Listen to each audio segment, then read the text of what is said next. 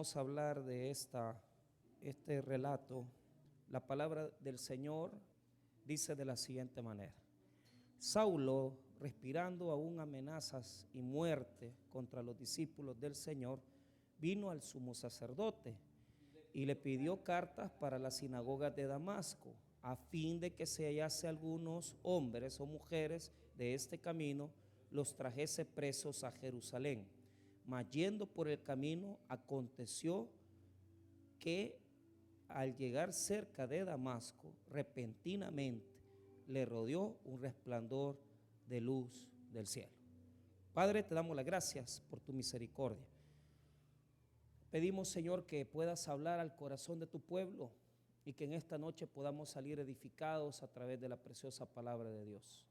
Oramos que tu Espíritu Santo ministre nuestras vidas, nos fortalezca, pero sobre todo que escuches nuestras necesidades. En el nombre de Jesús. Amén y amén. Pueden tomar asiento. Vamos a hablar de el camino a Damasco. Ese es el título del mensaje de hoy. Muy bien. El capítulo 7 nos habla de la muerte de Esteban. Es el primer mártir del Nuevo Testamento, Hechos 7. Y lo que sucedió ahí es que aquí podemos ver una astucia, digamos, una novedad del escritor bíblico, porque cuando escribe acerca de la muerte de el primer mártir, sucede que en ese momento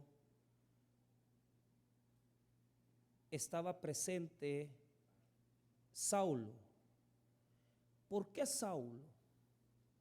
Saulo es el mismo nombre hebreo de Saúl o Shaul, que fue el primer rey de Israel en el Antiguo Testamento. Al igual que Saúl, rey de Israel, Saúl del Nuevo Testamento pertenece a la tribu de Benjamín. Y posiblemente sus padres, con el deseo de que su hijo tuviera el nombre del primer rey de Israel, le pusieron por nombre Saúl. Entonces, cuando moría Esteban, el escritor bíblico utiliza esa técnica para ir introduciendo un nuevo personaje, porque hasta el capítulo 7 podemos encontrar la primera etapa del libro de Hechos, que está dirigida al pueblo, digamos, a la mentalidad judía.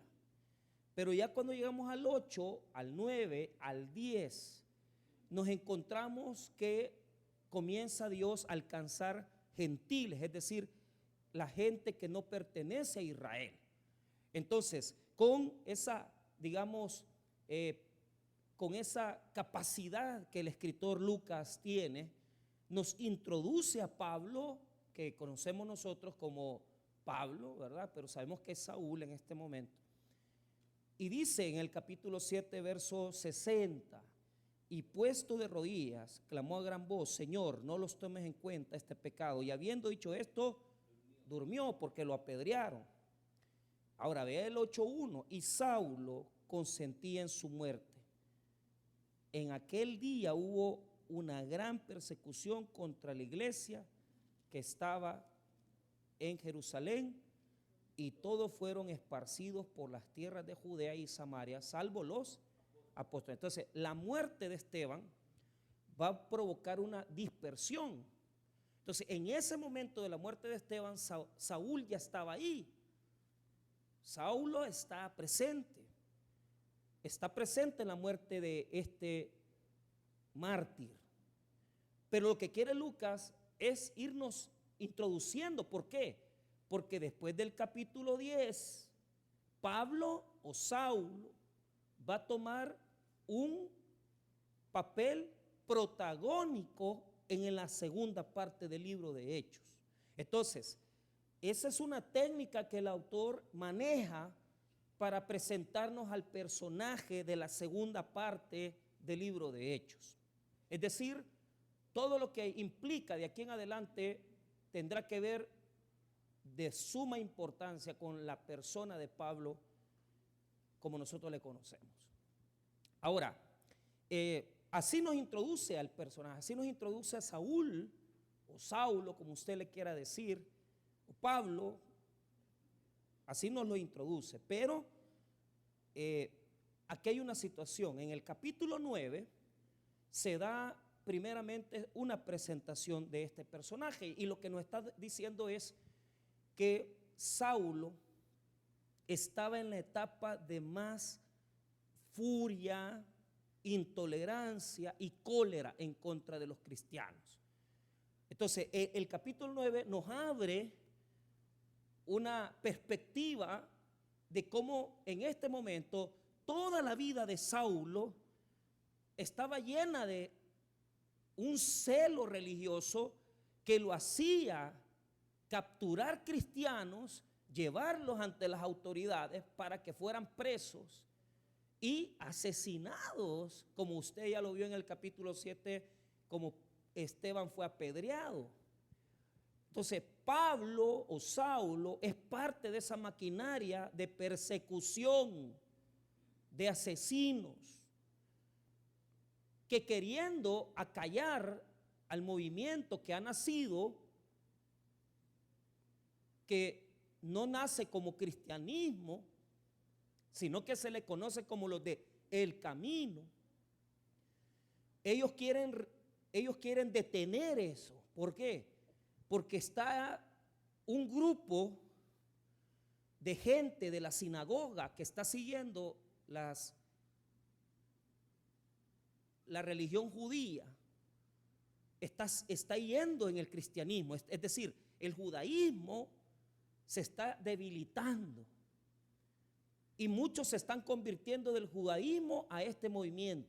Entonces Pablo, en el sentido de proteger la religión con un celo judío, quiere detener a los del camino, a los del camino. Entonces, el verso 1 del capítulo 9 nos revela que toda la vida de Pablo, cuando dice ese versículo que respiraba, ¿verdad? Quiere decir que él deseaba la muerte de esta gente, porque entorpecía el judaísmo, entorpecía el fervor al verdadero Dios de Israel, porque según su teología, según sus creencias, esta gente que decía que Jesús es el Mesías estaba equivocada y pensaba que según su teología, todos estos que están diciendo que Jesús ha muerto y ha resucitado, para él es una locura, porque como judío,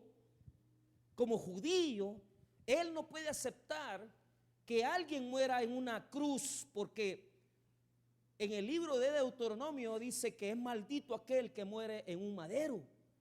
Entonces, él no puede aceptar al Mesías, porque primero él es un judío, fariseo, criado en la religión de Israel, un conocedor de la Torá, de la Tanakh. Él tiene con una concepción de Dios que no le permite aceptar a este Mesías.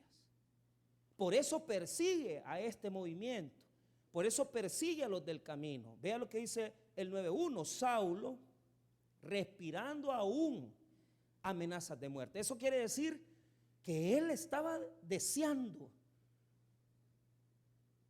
tomar, capturar, apresar y matar gente que pertenecían a este movimiento de los del camino. ¿Contra quién tenía ese deseo Pablo? Contra los discípulos del Señor. Entonces eso lo hizo ir al sumo sacerdote. ¿Por qué? El sumo sacerdote, el Sanedrín, era el encargado de cuidar las cosas religiosas. Entonces el sumo sacerdote no estaba haciendo nada por ordenar las cosas, pero Saulo, en su celo fervoroso, va a seguir a los del camino. Entonces vea, los los creyentes de Jerusalén, al ver morir a Esteban, comienzan a huir a otras ciudades. Y una de esas ciudades es Damasco. Por eso es que Saulo va a pedir autorización al sumo sacerdote para ir a Damasco, porque en Damasco él va a encontrar una cantidad de gente, de judíos, creyentes en el Mesías. Y por lo tanto ahí él va a poder capturar. Y mire los planes que tenía. Él no solamente tenía el plan de ir a Damasco como un plan de ir a ver a quién capturaba en la calle. No, vea lo que dice el 2. Y le pidió cartas para las sinagogas de Damasco, a fin de que se hallase algunos hombres o mujeres de este camino, los trajese presos. Entonces, su plan era ir a las sinagogas, a donde estaba el movimiento religioso, donde se reunían los judíos, y aquellos que se levantaran hablando del Mesías, ahí mismo los iba a capturar, los iba a llevar encadenados y los iba a poner a la orden de las autoridades de Jerusalén. ¿Qué planes, verdad? Diga conmigo, un camino. Eso es un camino. Ese es un camino. Pero mire el otro camino. Este es el camino de aquellos que han encontrado la verdad. Si usted ve el versículo 2, y le pidió cartas para las sinagogas de Damasco, a fin de que sellase algunos hombres o mujeres de este camino. ¿Quién es este camino? Camino, derek en hebreo, quiere decir, óigame bien, no quiere decir solo que se han hecho cristianos, no. Oiga lo que quiere decir, el camino quiere decir estilo de vida. Diga conmigo, estilo de vida. O sea, son personas cuyo estilo de vida ha sido transformado por el Señor. Amén. Entonces, el camino de Pablo es ir a Damasco, meterse a la ciudad donde están un montón de judíos que se han vuelto a Jesús, ir capturarlos, apresarlos, llevarlos encadenados, humillarlos y llevarlos a Jerusalén para que los maten. Pero el camino de Dios, el camino de Jesús, es un estilo de vida transformador. Y por eso Pablo quiere capturar hombres y mujeres, porque no soporta a los del camino.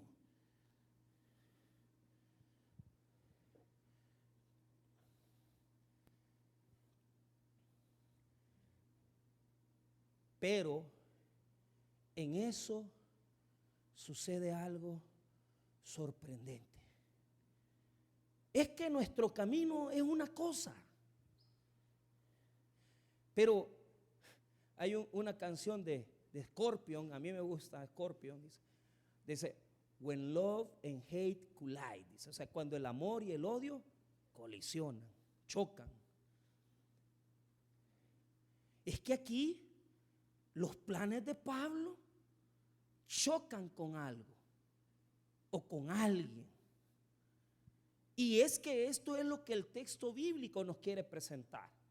Nos quiere presentar que el camino nuestro, el camino que nosotros tenemos, se ve interceptado, se ve detenido por un camino más alto, más grande, más justo. Y este camino es el camino que nos presenta el Evangelio de Jesucristo.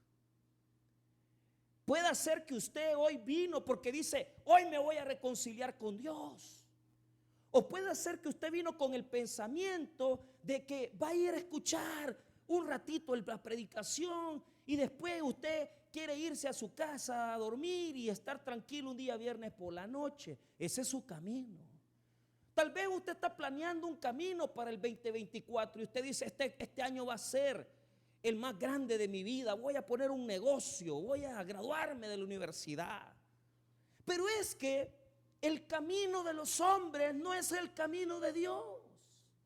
Es que el camino de nosotros se ve interceptado por el Dios Todopoderoso. Porque no importa lo que tú quieras, lo que tú desees, tus anhelos, tus proyectos, tus deseos, porque cuando Jesucristo se presente en tu vida, todo tu camino va a ser transformado totalmente. Por eso se presenta Jesús. Y en este texto se aparece en el resplandor de la luz.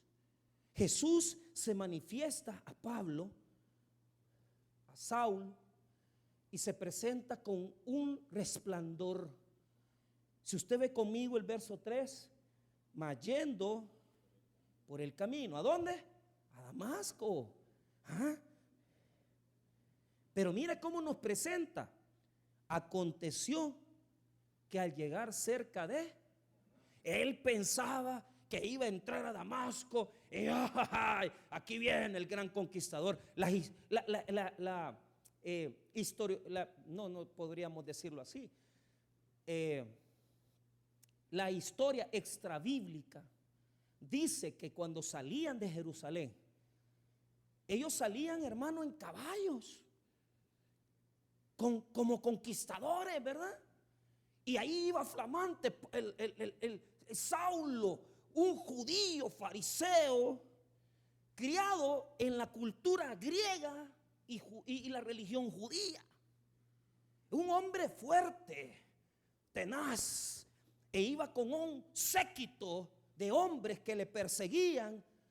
Y él se imaginaba entrar a Damasco con ese aire de conquistador, con ese aire de humillar a los cristianos, con ese aire de humillar a los del camino. Pero de repente,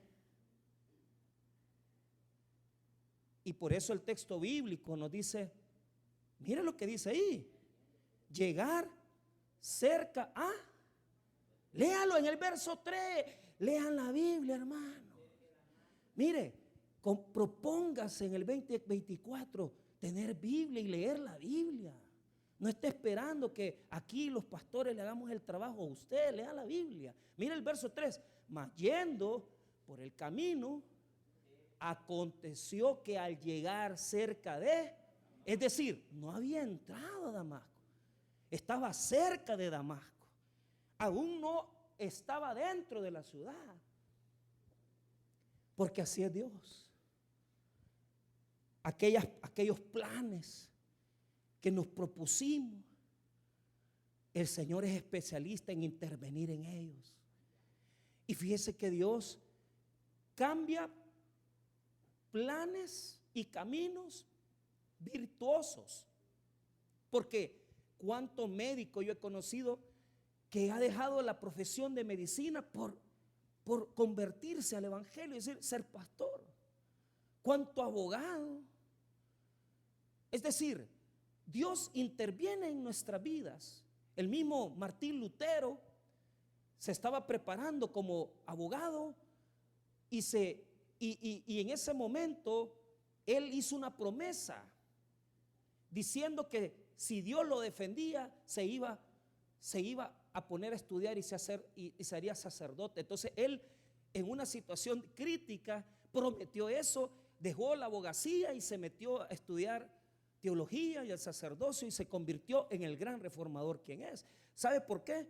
Porque Dios tiene formas de aparecerse. A veces van a ser momentos, situaciones en tu vida, y a veces el Señor va a aparecer por procesos de vida. Es decir, a Dios no le importa aparecerse en una condición, es decir, Él puede aparecerse en tu vida hoy y detenerte todos tus planes. Pero también puede aparecerse en cuentagotas, en situaciones de enfermedad, en condiciones de pobreza. Tal vez no lo viste de una vez, pero fuiste entendiendo que Dios te está llamando. Dios se aparece en condiciones virtuosas, pero también en condiciones de fracaso. Porque cuánta señorita iba a ir a abortar y ya no abortó porque Dios se le apareció. Alguien la detuvo. Alguien le dijo, hija, no aborte. Algunos en su situación matrimonial, a punto de divorciarse, había divorciado. Dios se le apareció y le dijo: hoy tenés algo conmigo, yo quiero hablarte. Es decir, Dios se puede aparecer a nuestra vida en la victoria o en el fracaso, pero Él se va a aparecer. Y Él tiene una característica: si llevamos una vida de fracaso y Dios se está apareciendo a tu vida hoy, pues Dios se está apareciendo para que dejes ese camino. Y si estás llevando una vida de victoria, yo oro para que Dios te llame en victoria, porque a muchos no lo llama en victoria, lo llama en quebranto. Pero no porque Él quiera quebrantarlo, sino que Él deja que usted haga lo que usted quiere, haga lo que usted desee. Pero va a venir un momento donde vas a chocar con el camino de Dios. Y aunque tus planes, tus deseos, tus anhelos, ay, yo quiero ver crecer a mis hijos, yo quiero que mis hijos sean profesionales, y si Dios lo cambia y te quitan el trabajo y ya no les puedes pagar el mejor colegio y la mejor educación, o sea, Dios falló. No, es que Dios tiene sus planes. Es que nosotros hacemos nuestros planes. Nosotros podemos decir: hey, este año vamos a triunfar, vamos a vender más, vamos a ganar más. Y Dios dice: ay, papito, no has entendido lo que yo te estoy diciendo. Porque el camino de Dios choca con el camino de los hombres. ¿Y cómo se aparece Jesús? En el verso 3 se aparece en un resplandor. Mas yendo por el camino, aconteció que al llegar cerca de Damasco, y todavía el texto, repentinamente le rodeó un resplandor de luz del cielo. Pero mire, no fue que él vio cara a cara a Jesús, es que el resplandor, ojo, en otras declaraciones, porque aquí Lucas lo está narrando, pero en otros capítulos como el 26, el 22, Pablo va a decir que era mediodía. Imagínate ver una luz en la oscuridad. Pero cuando es el mediodía y ves una luz más resplandeciente que el sol, entonces Pablo está viendo el resplandor del Señor. Y esta luz penetra su vida de una manera en la cual Dios ilumina su mente y su corazón. Porque la verdad era que él está ciego. Por eso tu camino es equivocado. Y yo me imagino en esta noche que hay muchos cieguitos aquí. Ciegos que están diciendo: ay, voy a lograr, voy a hacer. Y Dios dice: estás ciego, papá, porque no me has metido a mí en tus planes. Estás ciego porque estás deseando cosas que yo no te he concedido. Por eso vas a Damasco. Por eso es que estás quebrantado en tu finanza. Por eso es que no comprendes lo que estás viviendo. ¿Sabe por qué? Porque esa oscuridad que Pablo llevaba, que logró ver al mediodía ese gran resplandor, implicaba que lo que andaba haciendo, él lo entendía de una manera, pero Dios lo entendía de otra. Amén. ¿Qué entendía Pablo? Que él estaba haciendo una labor para Dios. ¿Y qué dice Dios? No, estás equivocado. Diga conmigo: estás equivocado. Todo camino fuera de la voluntad de Dios es de ceguera y de oscuridad. Y hay aquí muchos que andan camino a Damasco, ciegos. No toman en cuenta a Dios en sus caminos. No toman en cuenta la voluntad de Dios en sus decisiones. No oran, no buscan el rostro de Dios para buscar la decisión que deben de tomar. Damasco. Pero Dios puede hacer que usted dice: no, es que Sí, yo pastor, usted se ve como que es Pablo entrando a Damasco en el caballo. Y Dios dice, ciego, pobre y desnudo. Apocalipsis.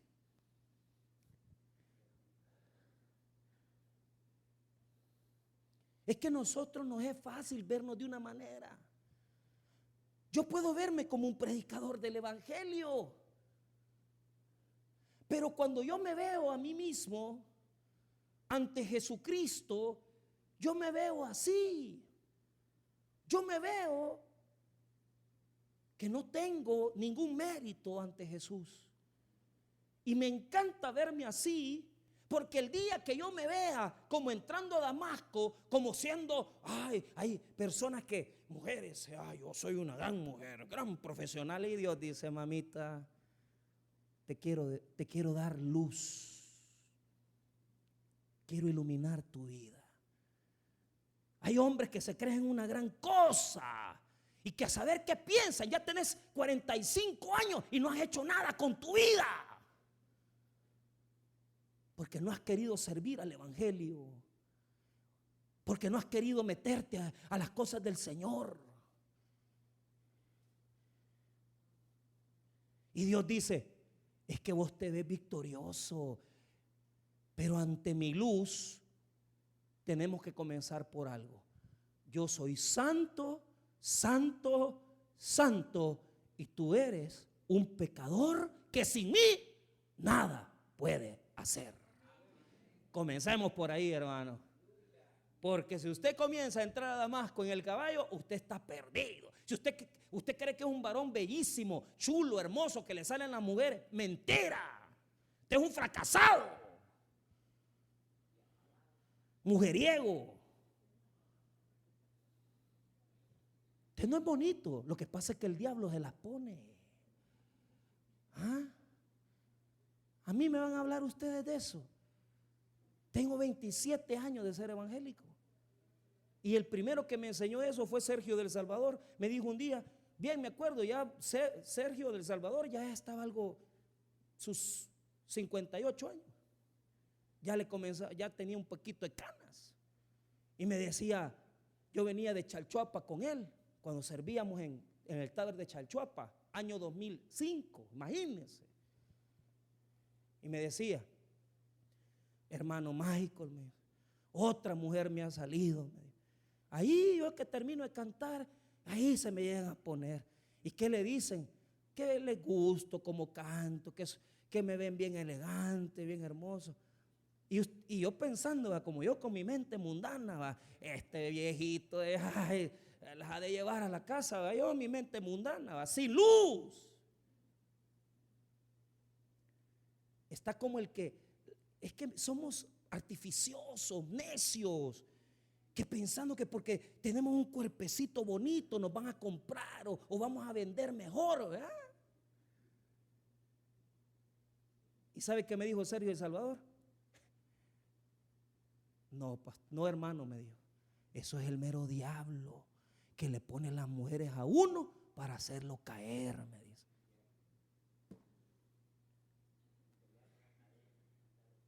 ¿Estoy mintiendo?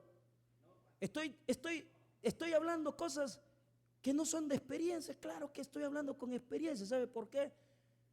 Porque es bien fácil tropezar. Pero ¿sabe qué es lo que le quiero mostrar? Es que si usted todavía tiene en su mente, en su corazón, escuche bien, hermano, situaciones de vida, cosas de vida que no han sido iluminadas, por favor, déjese de creer la gran cosa. Déjese de creer que usted es un gran macho. Déjese creer que usted es una gran mujer que lo conquista todo. Usted, ante los ojos de Dios, solo puede ser un humilde servidor. Y si usted no se considera esclavo o esclave de Cristo, desde ahí estamos mal. Entrégale tus méritos al Señor. Entrégale tu juventud al Señor. Déjese de estarse llevando como que usted fue un gran playboy, ¿va? A mí me salen en el trabajo, en el banco. No, hombre, papá, estás perdido. El diablo te tiene jugado. Yo ya pasé por ahí, hermano, yo ya pasé por ahí. Yo ya pasé por ahí. Dejen de andar anhelando lo que el mundo anhela. Diga conmigo corrección. En este momento Jesús le va a hablar a Pablo y le va a decir: todo lo que vos que pensás hasta este momento está equivocado, y todo lo que crees de vos mismo está equivocado. Y esto cuesta, hermano, porque algunos aquí no han llegado a esa comprensión, fíjese. No han llegado a entender lo que somos. Que se le aparezca Jesús a uno y le diga: no soy lo que vos pensás, y lo que vos querés no es lo que yo quiero para tu vida. Se aparece el gran resplandor al mediodía, porque la oscuridad de Pablo era tremenda. La oscuridad de Pablo era dura. Y yo oro en esta noche para que, si usted le va a pedir algo a Dios, sea luz. Pidamos luz a Dios. Estamos preparando una vigilia el viernes 26 de consagración de familia, para que podamos entregarle nuestros proyectos, nuestra familia al Señor en el 2024. Pero de nada va a servir si usted no le dice a Dios: dame luz. Porque probablemente lo que usted piensa no es correcto. Entonces Pablo está creyendo que él es un gran religioso, que le está haciendo un gran favor a Dios, que él es un gran hombre de la religión, que va a entrar a Damasco con un gran caballo, y de repente viene el resplandor, y ese resplandor es un resplandor enceguecedor. Mire el 3, segunda parte: repentinamente le rodeó un resplandor de luz del cielo, y cayendo, y eso es lo que el texto quiere enseñar. Tenemos que botar a la basura. ¿Por qué no dice y cayó del caballo? Dice. No podemos imaginarnos que podía ir en un caballo. Podemos imaginarnos, como yo le digo, la información extrabíblica nos dice que salían así de Jerusalén. Pero ¿por qué el escritor bíblico quiso poner y cayendo en tierra? ¿Por qué? Porque hay que botar lo que somos. Hay que botar a la basura, hay que botar a la tierra lo que no sirve. Porque Dios necesita introducir en nosotros la verdad de Él, pero con todas nuestras mañas, con todas nuestras sagacidades, con todas nuestras astucias, con todas nuestras cosas que nos quedan de la vida vieja. Dios no puede introducir la luz. Necesitamos botar a la tierra nuestros criterios. Necesitamos botar a la tierra nuestros conceptos equivocados. Aquellos que les enseñaron: es que si eso de estar casado no es la gran cosa. Por eso es que va a ser necesario que caigamos al suelo.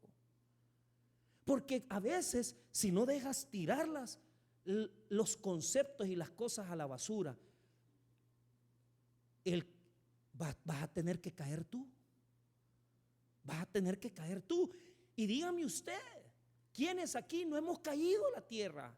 Y es necesario, porque a veces hasta que caemos de la altura, hasta que caemos de esa visión equivocada, porque Pablo veía las cosas de una manera. Entonces aquí Jesús le va a decir la verdad. ¿Y qué es lo que hace Jesús? Ilumina nuestros criterios equivocados y nos da un verdadero significado de las cosas. Ilumina nuestro entendimiento. Para él, Pablo era un gran religioso, celoso de la religión, y Dios, Jesucristo, le va a decir: vos, Pablo, estás equivocado. Y eso hace caer a cualquier hermano. Darte cuenta cuando una decisión es equivocada, cuando tu camino es errado, cuando tus criterios son equivocados, cuando nuestras mañas no quieren someterse al Señor Jesucristo. Él tiene que iluminar nuestro corazón y nuestra mente. Entonces viene Jesús y le explica y le dice: Pablo, te voy a explicar lo que está sucediendo aquí. Mira lo que dice el verso 4. Y cayendo en tierra, oyó una voz que le decía, diga conmigo, entendimiento. Entonces, la luz es entendimiento de mi realidad espiritual. ¿Qué pasaría si Jesús viene hoy y usted que se congrega solo los viernes y le da entendimiento?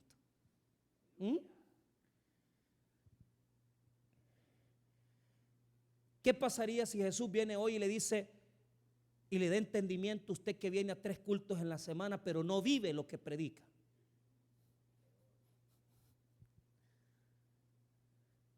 Mire, hermano, yo me acuerdo el año pasado me pasó eso a mí, chillando en un hotel de la Ciudad de México. Allí me di cuenta de mi bajeza, de mi miseria,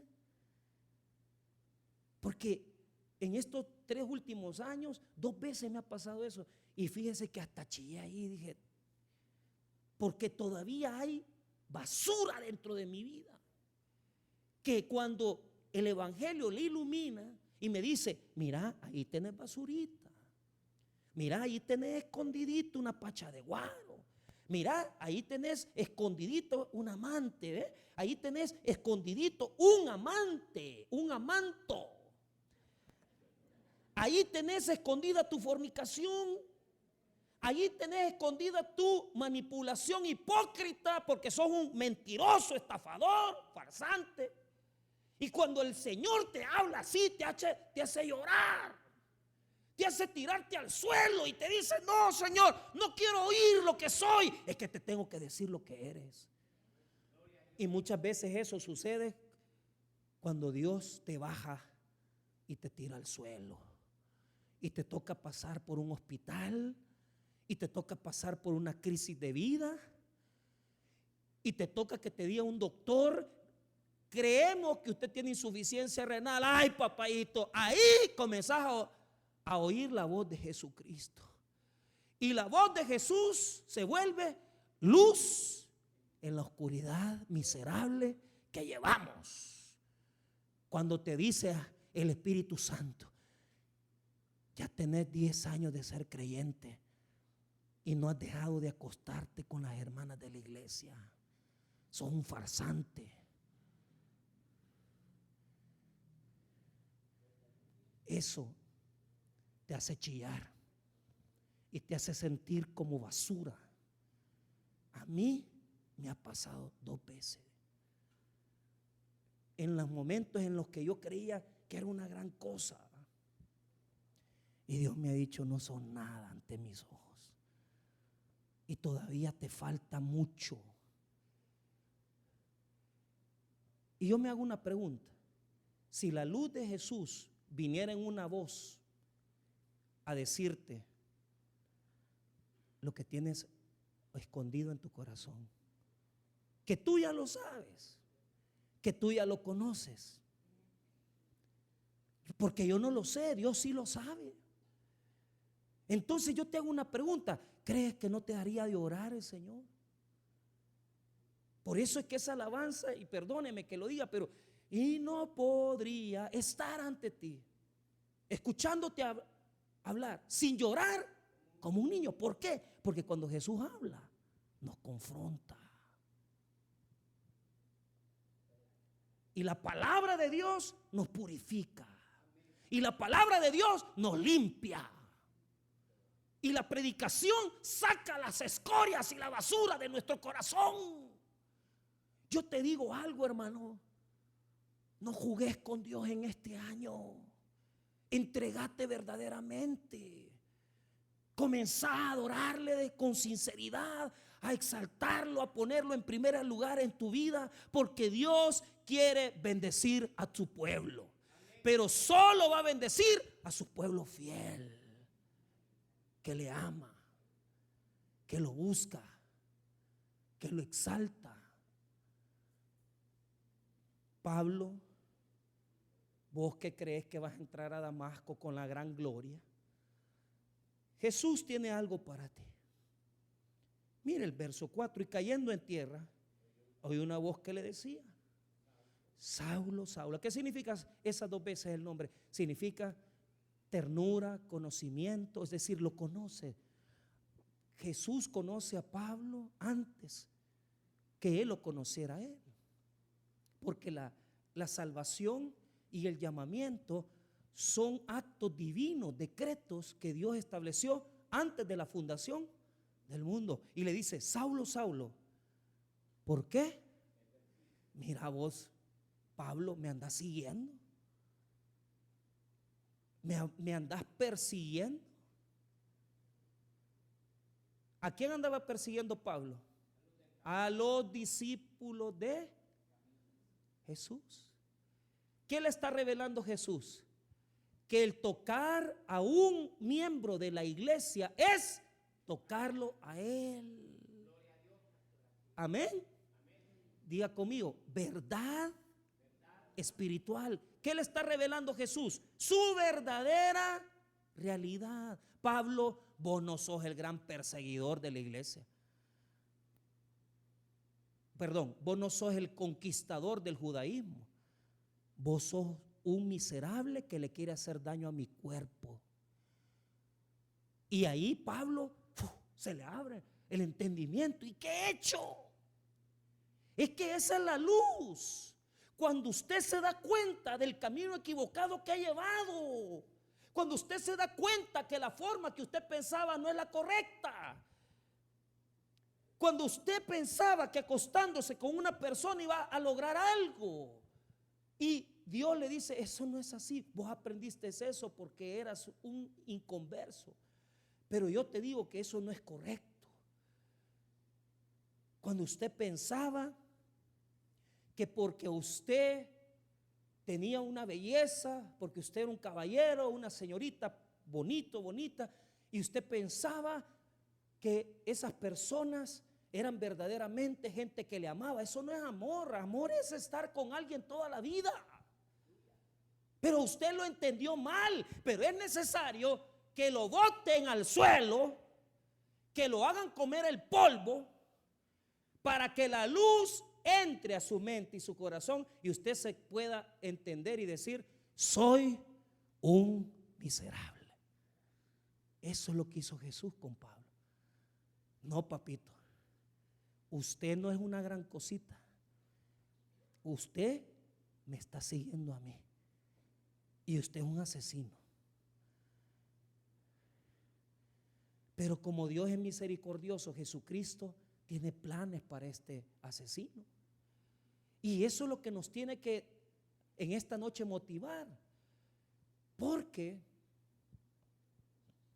si tal vez usted ha estado en el camino a Damasco y ha estado cometiendo decisiones absurdas, pero yo le digo a usted que usted tiene el camino a Damasco.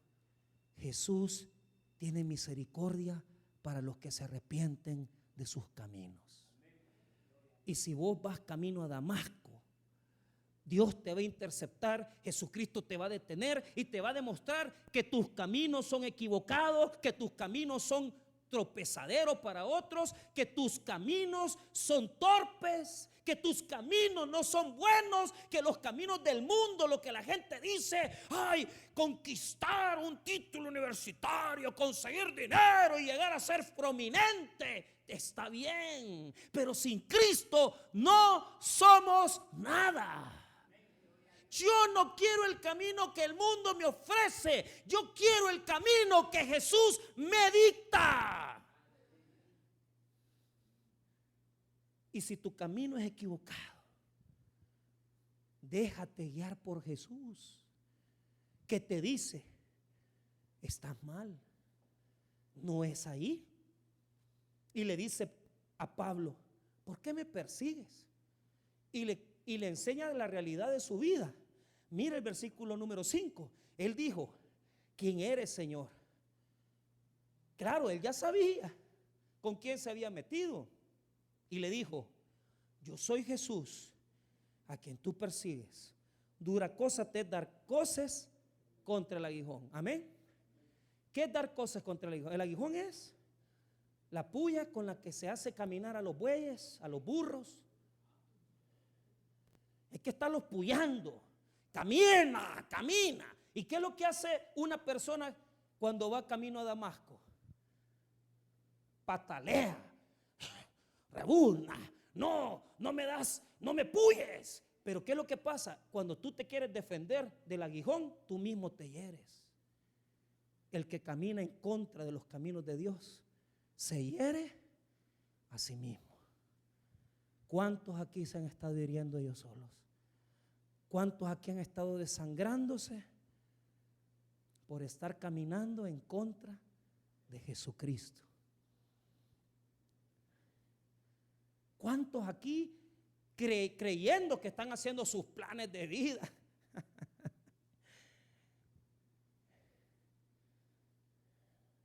Es que hay gente que no sé qué tiene en su mente. Y dicen: yo quiero las cosas de esta manera. Es que no es como vos digas, hombre. Fíjate que me acuerdo la primera casa de oración que yo tuve.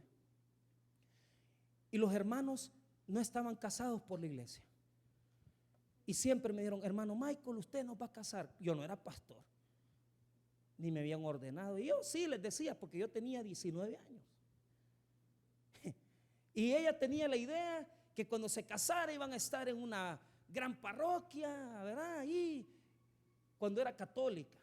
Y cuando se convirtió al evangelio, dijo: usted me va a casar y vamos a ir a tal iglesia, a la central. Y usted, hermano Michael, cuando ya sea pastor, y mis hijas van a estar ahí. Porque toda la vida habían vivido casados solo por lo civil y nunca se habían casado por la iglesia. Criaron sus hijos, criaron aquí, criaron allá. Pasaron los años. Me había graduado yo en noviembre, diciembre de ese año, y me habló el esposo de ella en febrero del siguiente año: hermano Michael, le quiero decir que mi esposa está grave. Pero yo pensé que cualquier cosa había tenido. No, está hospitalizada. Y el último deseo de ella es que usted nos case. Y fue el primer matrimonio que yo hice como pastor. Y lo hice en la capilla del hospital médico quirúrgico del Seguro Social. Y la hice mal. Y ni me quiero acordar de esa boda, porque todo lo dije patas arriba, ni sé qué es lo que hice, porque el camino de ella era pomposo. Y cuando voy viendo a mi hermanita, yo me sentí muy mal. Por eso le hice mal la boda. No porque no sabía hacer boda, sino que porque estaba tan mal yo, me sentía tan mal, que se me olvidó todo. Y la llevaron en silla de ruedas. Y había sufrido de un aneurisma, de esos fulminante, ¿va? Y la habían operado.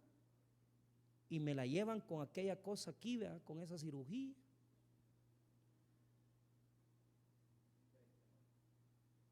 Y no se acordaba de quién era ella.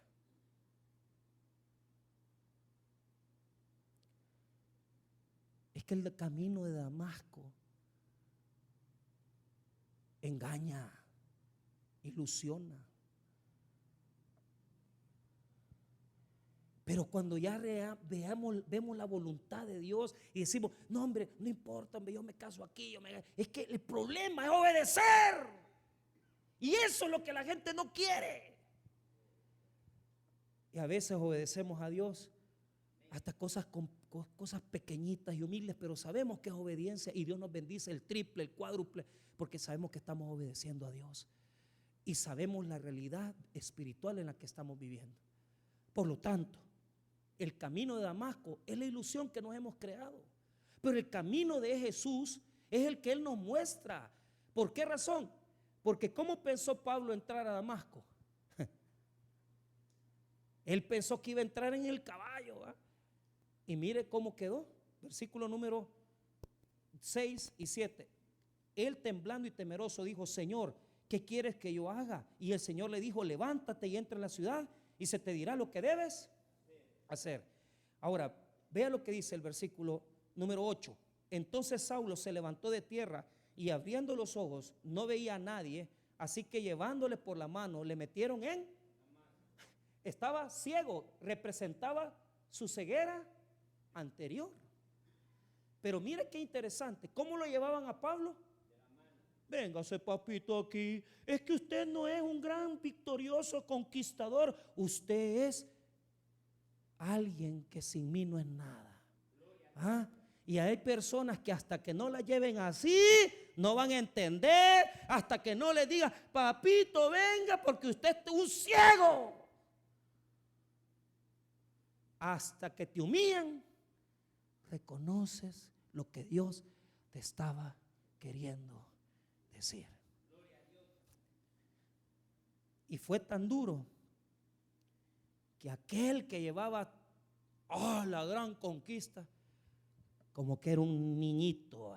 Véngase, Pablito, usted que se creía la gran cosa, ahora véngase. ¿Sabe por qué? Porque de aquí en adelante, si usted entiende lo que yo le he dicho, usted se va a convertir en un instrumento de Dios. Hermanos, que no sea necesario que nos boten al suelo. Aprendamos a entender una cosa. ¿Quién era el que iba a apresar cristianos? ¿Quién era el que iba a apresar cristianos? ¿Quién iba a apresar cristianos? ¿Y quién terminó preso? De Jesucristo. Pablo terminó preso de Jesús.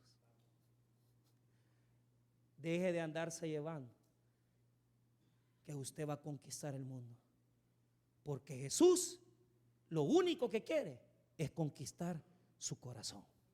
Y Él lo va a tomar prisionero y lo va a hacer suyo, porque Jesús es el único y verdadero camino. El suyo no existe.